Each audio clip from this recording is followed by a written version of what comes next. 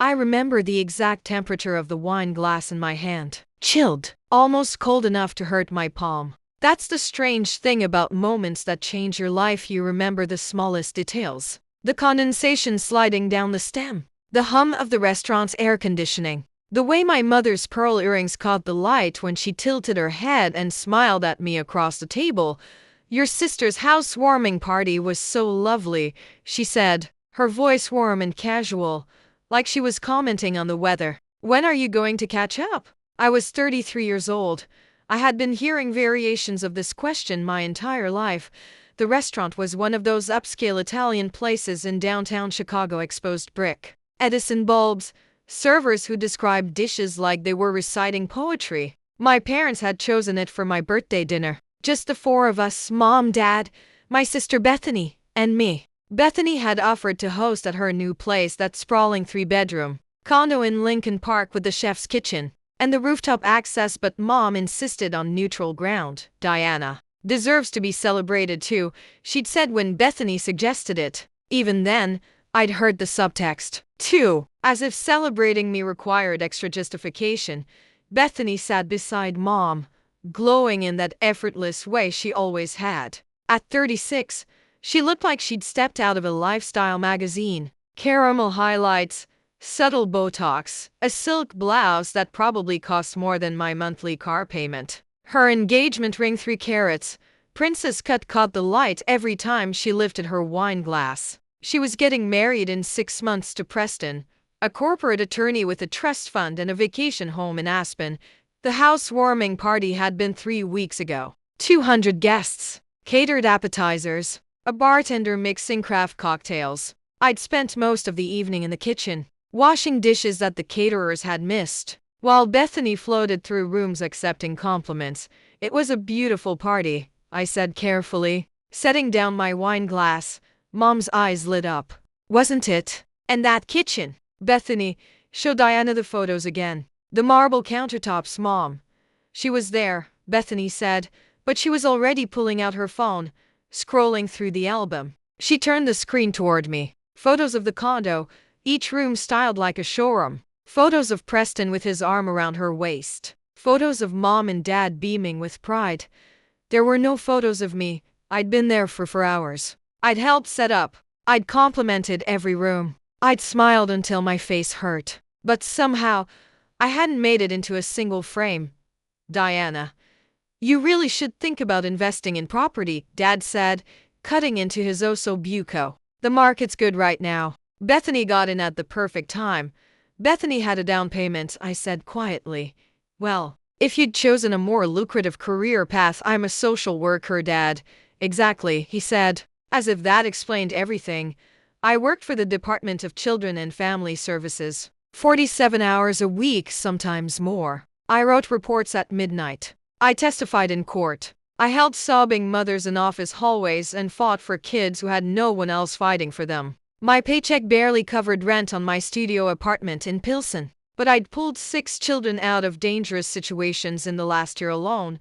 Bethany worked in marketing for her father-in-law's investment firm. She posted on Instagram about hustle culture and manifestation between her soulcycle classes.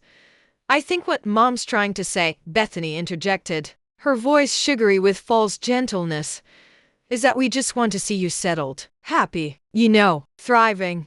Thriving. That word felt like a slap. I am happy, I said. Are you though? Mom leaned forward, her expression shifting into something she probably thought was concern. Sweetheart, you're 33. You're still renting. You're single. You drive a car that's how old now? 12 years. Exactly. And I know you love your job. But it's not enough. I finished for her. I didn't say that. You didn't have to.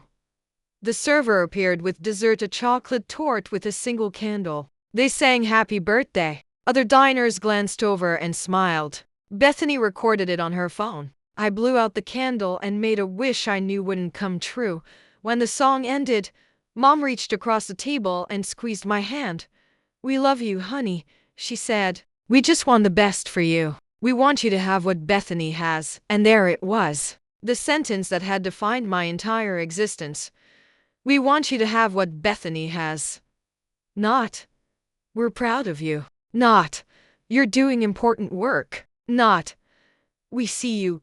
Just, why aren't you more like your sister? I pulled my hand back slowly.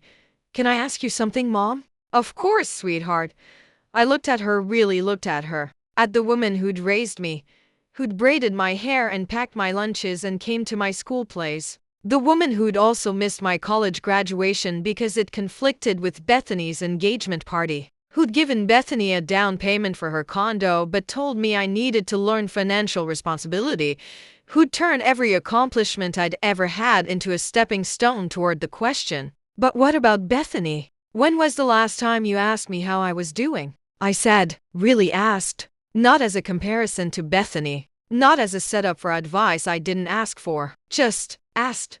Mom blinked. Diana, that's not fair. Her case last month, I continued, my voice steady, calm. The one that made the news. The 7-year-old in Englewood. Do you even know what happened? Silence. I was the one who got her out, I said. I was the one who sat with her at the hospital while they photographed her injuries. I was the one who held her hand in family court while she testified against her own father. She's safe now. She's with a foster family who actually loves her. She calls me every Sunday. Mom's face shifted, confusion, discomfort, something close to guilt. That's wonderful, honey. You never asked, I said quietly. Not once. But you can tell me every detail about Bethany's kitchen renovation. Bethany set down her fork. Diana, this isn't I pay for my own car, I continued, still calm, still steady. I pay for my own apartment. I pay for my own groceries and my own health insurance and my own student loans. Nobody gave me a down payment. Nobody gave me a trust fund. Nobody handed me a job at their in-laws' company. That's not. Bethany started, but her voice faltered. I'm not saying you didn't work hard, I said, looking at her directly. I'm saying you had help. And that's okay. But don't pretend we started from the same place. Dad cleared his throat. Diana, I think you're being a bit dramatic. Do you know how much money you've given Bethany in the last 5 years? I asked. He looked at Mom. Mom looked at her plate. Roughly $75,000, I said. The down payment. The wedding fund. The loan for Preston's student loans that you told her she didn't have to pay back. I'm not guessing. Bethany told me herself. Last Christmas. After 3 glasses of champagne, Bethany's face went pale. I never asked you for that money, I continued. I never expected it. But you've been asking me for 33 years why I don't have what she has. And I'm telling you now. This is why. The restaurant felt too quiet. A couple at the next table glanced over, then quickly looked away. Diana, Mom's voice cracked slightly. We're your family. You're trying to turn me into someone I'm not, I said. And I'm tired of apologizing for the person I am. I stood up, picked up my purse. My hands weren't shaking. My voice wasn't raised. I felt calm, clear, like I'd been holding my breath for 33 years and finally exhaled. Thank you for dinner, I said. And thank you for the wake-up call. Where are you going? Mom asked, her voice rising slightly. Diana, sit down. We can talk about this now, I said gently. We really can't. I walked out of that restaurant and didn't look back. The first week was the hardest. My phone rang 17 times. 12 calls from Mom, 3 from Dad, 2 from Bethany. I didn't answer. I let them all go to voicemail. Mom's messages started apologetic, then shifted to defensive, then landed somewhere close to angry. Diana, you embarrassed us in public. I don't know where this is coming from. We've always treated you and your sister equally. That last one almost made me laugh. Bethany's messages were different, softer, more manipulative.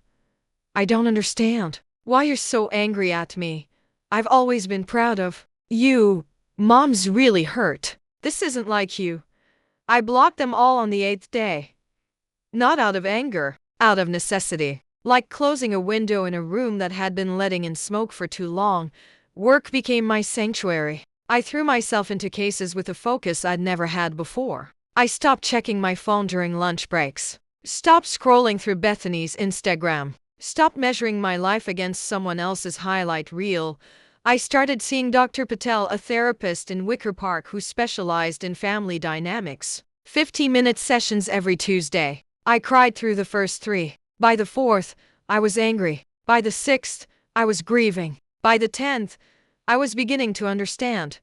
You were the scapegoat, Dr. Patel said one afternoon in late October. We were sitting in her office, soft lighting, plants everywhere, a white noise machine humming in the corner. In dysfunctional family systems, there's often a golden child and a scapegoat. The golden child can do no wrong. The scapegoat can do no right. But they love me.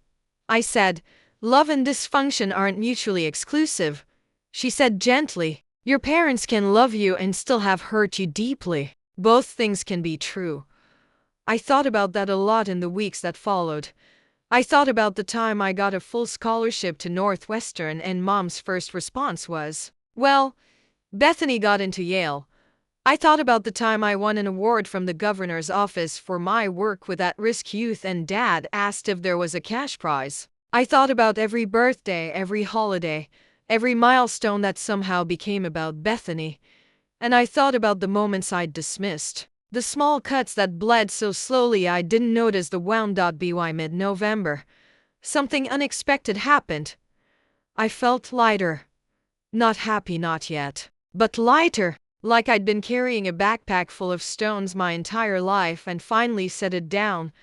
I started saying yes to things I'd always been too tired for. Dinner with coworkers, a book club, volunteering at the animal shelter on Saturdays. I adopted a cat, a scrappy orange tabby named Rufus who'd been at the shelter for 8 months because he was too old and too ugly. He slept on my pillow and purred like a lawnmower and didn't care that I drove a 12-year-old car. I went on a few dates. Nothing serious. But for the first time in my life, I wasn't measuring potential partners against some imaginary checklist of what would make my parents proud. I bought myself flowers. I took myself to movies. I learned how to make really good risotto, and slowly, so slowly I almost didn't notice I started to feel like myself. The phone call came 2 days before Thanksgiving. A known number. I almost didn't answer. But something made me pick up. Diana. It was Aunt Cheryl, my mom's older sister. We hadn't spoken in months. Hi, Aunt Cheryl. Honey, I'm calling because she paused. I think you should know. Your mom's been talking to everyone. Aunts, cousins, family, friends. She's telling people you had some kind of breakdown. That you're angry and irrational and she doesn't know where she went wrong. My stomach dropped. She's playing the victim. Cheryl continued, her voice tight. And I wanted you to know because look, I love your mother. She's my sister. But I've watched what she's done to you for years. And I'm tired of pretending I don't see it. What do you mean? I asked quietly. The golden child thing. With Bethany. It's been obvious since you were kids. I've said something to your mom before, years ago, and she acted like I was crazy. But I'm not crazy. And neither are you. I felt something crack open in my chest. Validation from someone who'd known me my entire life. Thank you, I whispered. Your mom's planning to call you before Thanksgiving, Cheryl said. She's going to ask you to come to dinner. And Diana, you don't owe her that. I know. Do you though? I thought about it. Really thought about it. Yeah. I said finally. I do. Mom called that night. I let it ring 3 times before answering. Diana. Her voice was careful, controlled. How are you? I'm okay. Good. That's good. A pause. I wanted to call because Thanksgiving is in 2 days. And I know we haven't talked. But you're still my daughter. I want you to come home. Home. That word felt strange now. I'm not coming. I said, Diana, I'm not coming. I repeated, my voice steady. And I need you to stop telling people I had a breakdown. Silence. I didn't, and Cheryl called me. More silence. Then, I'm worried about you. No. I said quietly. You're embarrassed by me. There's a difference. That's not fair, Mom. Do you remember my 8th grade science fair? The question seemed to throw her. What? I won 2nd place. Statewide competition. You couldn't come because Bethany had a dance recital, Diana. That was 20 years ago. Do you remember my college graduation? That's not, you missed it. Because of Bethany's engagement party. We had both events scheduled. You chose, I said. Every time you chose. And I don't think you even realize you were doing it. I heard her breath catch. I love you, I continued. But I can't keep setting myself on fire to keep you warm. I can't keep shrinking myself so Bethany can shine brighter. And I can't keep pretending that's normal. So what are you saying? Her voice was thin now, fragile. I'm saying I need space. Real space. Not a week. Not a month. Maybe a year. Maybe longer. I don't know yet. Diana, please, and if you actually want a relationship with me eventually, it has to be different. You have to see me. The real me. Not the version you wish I was. I do see you know. I said gently. You don't. But maybe someday you will. I hung up before she could respond. I spent Thanksgiving with Rufus, a homemade pumpkin pie, and a Star Wars marathon. It was the best Thanksgiving I'd had in years. 6 months later, on a rainy afternoon in May, my doorbell rang. I wasn't expecting anyone. I opened the door in yoga pants and an old Northwestern sweatshirt, hair in a messy bun. No makeup. Bethany stood in the hallway. She looked different. Thinner. Tired. Her highlights were grown out. Roots showing. No ring on her finger. Can I come in? She asked. I should have said no. Should have closed the door. But something in her face stopped me. I stepped aside. She walked into my studio apartment, all 400 square feet of it, and looked around. At the second-hand furniture. The plants I'd been nurturing. The walls covered in photos of kids I'd helped. Thank you drawings. Certificates from work. You were right, she said quietly, still standing by the door. About everything. I didn't respond. Just waited. Preston called off the wedding, she continued. Her voice was flat, hollow. 2 months ago. Turns out he'd been cheating. With someone from his firm. Someone younger. Someone who didn't ask him to actually do any emotional work. Bethany, I called Mom. She interrupted. When it happened, I was devastated. I needed her. And you know what she said? I shook my head. She said, what did you do wrong? Like it was my fault. Like I'd somehow failed at being perfect enough. She sat down on my couch without asking. Rufus jumped up beside her, sniffing her hand cautiously.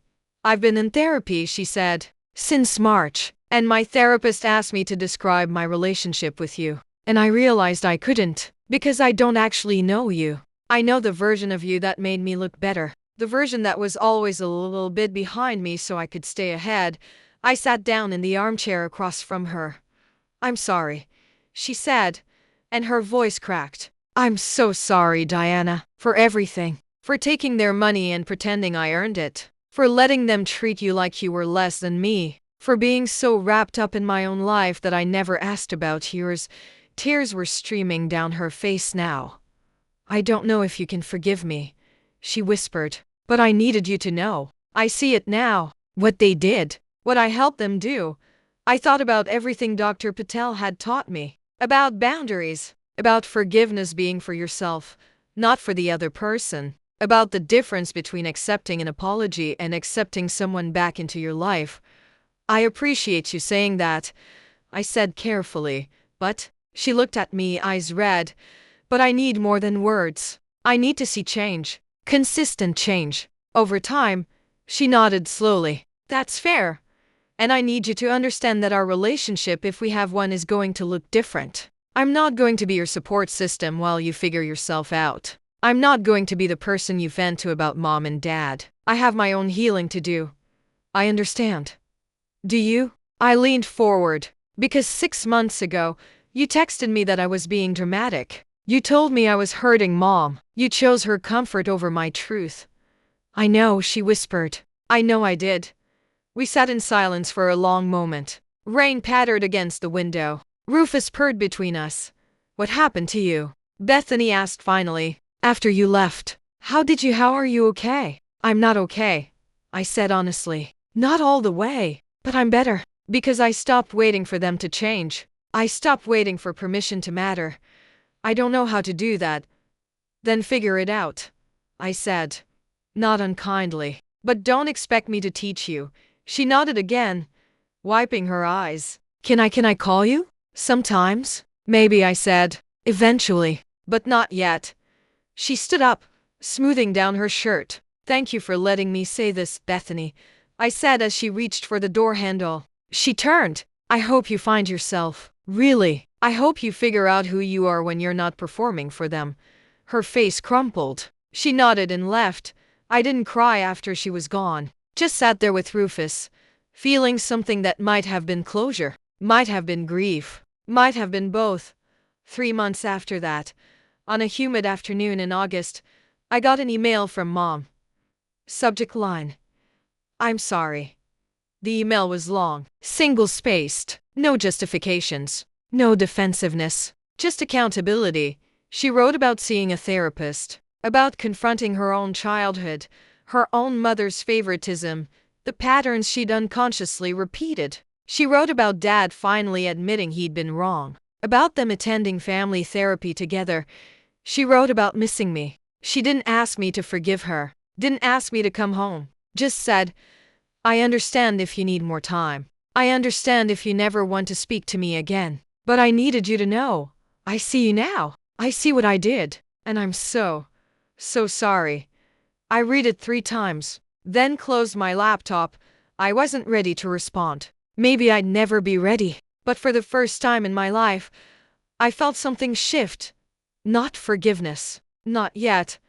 But the possibility of it. That night, I met my coworker Jasmine for drinks. We'd become close over the last year to social workers who understood the weight of the work, who could laugh about the absurdity of the system while still believing in the mission. "You seem different," she said, studying me over her margarita. "Lighter." "I am," I said. "Good different?" "Yeah, good different." We talked about work, about a case we'd just closed, a teenage girl who'd been placed with a relative after 2 years in the system, about the small victories that made the hard days worth it. Then Jasmine said, "You know what I love about you?" "What?" "You never gave up on yourself, even when your own family did." The words hit me harder than they should have. I felt my throat tighten. "I almost did," I admitted. "So many times. But you didn't," she said firmly. "And now look at you. You're thriving." There was that word again, thriving. But this time, it didn't feel like a slap. It felt like truth.